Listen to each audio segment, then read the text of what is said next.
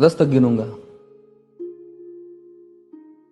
राम लिखते ही, पढ़ते ही, सुनते ही, देखते ही या दिखते ही मन में जो पहला विचार आता है उसे बांध कर रखिए। पूछूंगा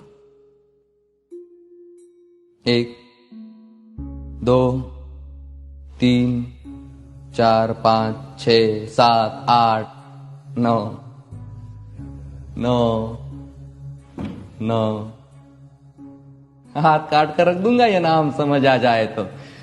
कितनी दिक्कत होगी पता है राम समझ आ जाए तो।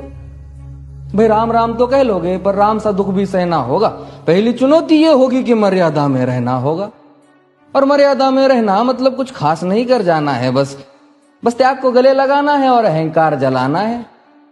अब अपने राम लला के खातिर इतना ना कर पाओगे और शबरी का जूठा खाओगे तो पुरुषोत्तम कहलाओगे। काम क्रोध के भीतर रहकर तुमको शीतल बनना होगा। बुद्ध भी जिसकी इच्छाओं में बैठे वैसा पीपल बनना होगा ये सब कुछ, और वो भी शून्य में रहकर प्यारे। तब ही तुमको पता चलेगा कि कितने अद्भुत राम हमारे। सोच रहे हो कौन हूं मैं? चलो बता ही देता हूं। तुमने ही तो नाम दिया था मैं पागल कहलाता हूं। नया नया हूं यहां पे तो ना पहले किसी को देखा है। वैसे तो हूं त्रेता से, मुझे कृष्ण किसी ने कलयुग भेजा है।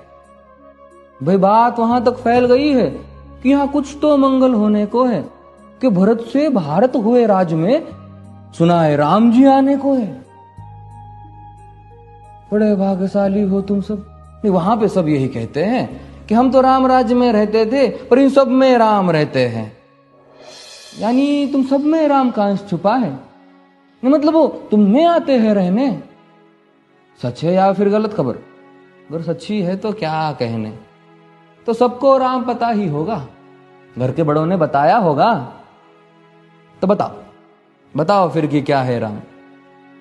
बताओ फिर कि क्या है राम। बताओ। अरे पता है तुमको क्या है राम?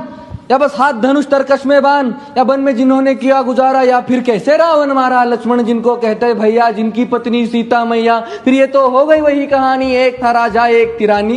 क्या सच में तुमको राम पता है? या वो भी आकर हम बताए?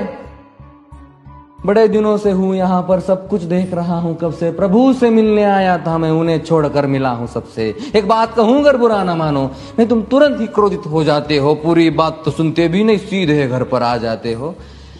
ये तुम लोगों के नाम जपो में पहले सा आराम नहीं। ये तुम लोगों के नाम जपो में पहले सा आराम नहीं। इस जबरदस्ती के जय श्री राम में सब कुछ है, बस राम नहीं। ये राजनीति का दाया बाया जितना मर्जी खेलो तुम। दाया बाया, अरे दाया बाया ये तुम्हारी वर्तमान प्रादेशिक भाषा में क्या कहते हो उसे? हाँ वो लेफ्ट एंड राइट। ये राजनीति का दाया बाया जितना मर्जी खेलो तुम चेतावनी को, लेकिन मेरी अपने जहन में डालो तुम। निजी स्वार्थ के खातिर अगर कोई राम नाम को गाता हो तो खबरदार अगर जुर्रत की और मेरे राम को बांटा तो।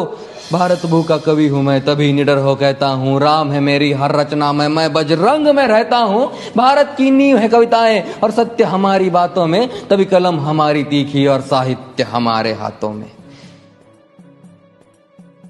तो सोच समझ कर राम कहो तुम। ये बस आतिश का नारा नहीं, जब तक राम हृदय में नहीं तुमने राम पुकारा नहीं।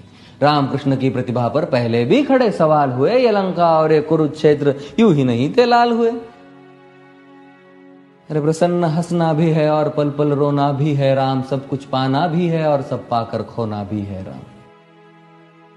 ब्रह्मा जी के कुल से होकर जो जंगल में सोए हो, जो अपनी जीत का हर्ष छोड़ रावण की मौत पे रोए हो। शिव जी जिनकी सेवा खातिर मारुत रूप में आ जाए। शेष नाग खुद लक्ष्मण बनकर जिनके रक्षक हो जाए। और तुम लोभ क्रोध अहंकार छल कपट सीने से लगा कर सो जाओगे तो कैसे भक्त बनोगे उनके, कैसे राम समझ पाओगे? अघोर क्या है पता नहीं और शिव जी का वरदान चाहिए। ब्रह्मचर्य का इल्म नहीं, इन्हें भक्त स्वरूप हनुमान चाहिए। भगवा क्या है पता, लहराना सबको होता है पर भगवा क्या है वो जाने जो भगवा ओढ़ के सोता है। राम से मिलना, राम से मिलना, राम से मिलना है ना तुमको? निश्चित मंदिर जाना होगा पर उससे पहले भीतर जा संग अपने राम को लाना होगा। जय सिया राम। और हाँ, अवधपुरी का उत्सव है, कोई कसर नहीं, सब खूब मनाना। मेरे प्रभु है आने वाले, रथ को उनके खूब सजाना। वो द्वापर में कोई राह तक है, मुझे उनको लेने जाना है। चलिए तो फिर मिलते हैं, हमें भी अयोध्या आना है। जय सिया राम। फिर से